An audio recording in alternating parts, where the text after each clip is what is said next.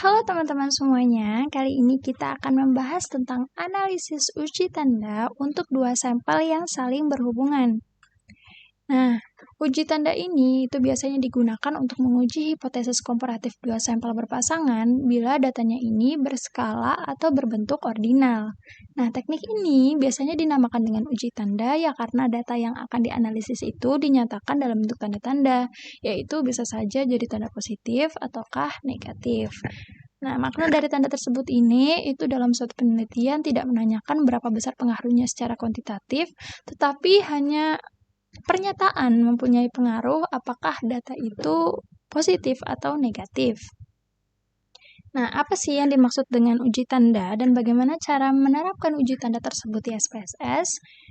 Nah, uji tanda itu adalah salah satu dari prosedur uji non-parametrik untuk menguji beda rata-rata dari dua kelompok sampel berpasangan.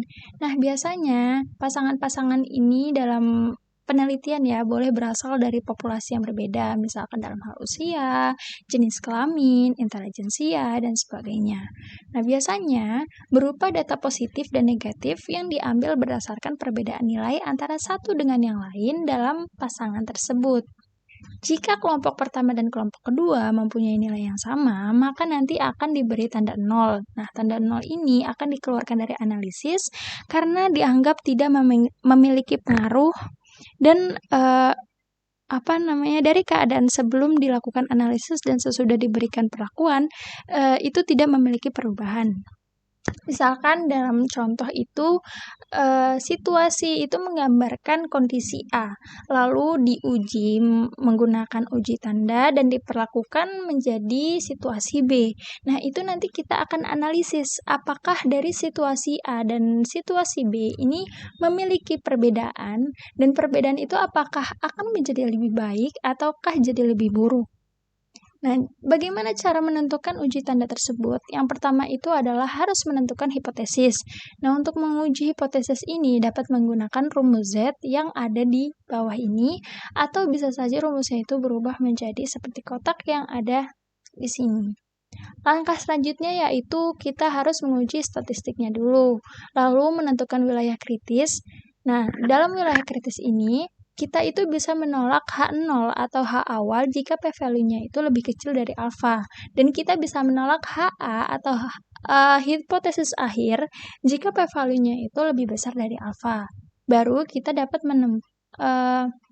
menyimpulkan dan memberi kesimpulan dari analisis yang kita kerjakan. Nah, bagaimana cara melakukan uji tanda dengan SPSS? Langkah-langkah. Yang pertama itu kita harus buat file untuk sintesnya dengan variabel dan datanya itu seperti tabel yang sudah Anda miliki. Yang kedua itu dari menu SPSS, pilih menu Analyze, kemudian pilih Non-Parametric Test, lalu pilih Legality Dialog, dan pilih True Relate Sample Test. Nah, nanti akan tampak di layar tampilan window True Relate Sample Test. Nah, di situ isikan variabel yang akan dianalisis pada current selection, isikan pasangan variabel tersebut pada kotak test pair list, pilih type sync, dan abaikan yang lain, tekan OK. Contoh soalnya, semisal seorang peneliti ini ingin mengetahui pengaruh konseling kelompok berwawasan gender untuk meningkatkan rasa keberhasilan dalam karir.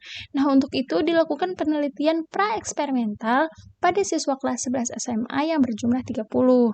Dalam penelitian ini ingin diketahui apakah terdapat perbedaan tingkat rasa keberhasilan dalam karir antara sebelum dan sesudah diberikan konseling kelompok berwawasan gender.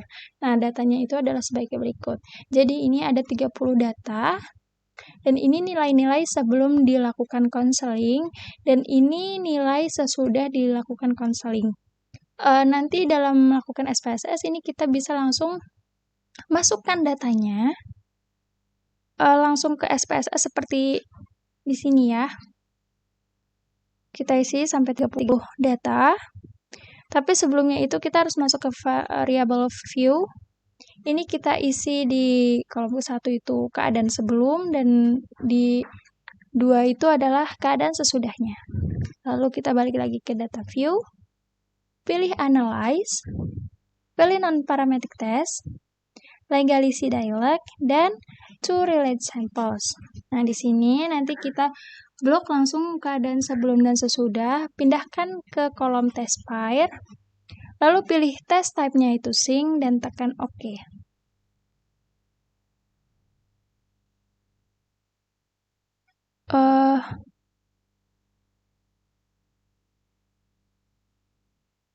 Coba kita ulang dulu ya.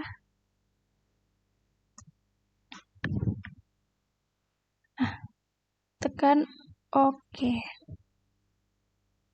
Nah, ini nanti akan keluar output dari analisis yang kita lakukan tadi. Jadi di sini sudah saya jelaskan. Nah, dalam hipotesis ini itu akan diajukan datanya sebagai berikut. Hipotesisnya itu yang pertama tidak dapat perbedaan dan di HA-nya itu H atau H1 itu terdapat perbedaan.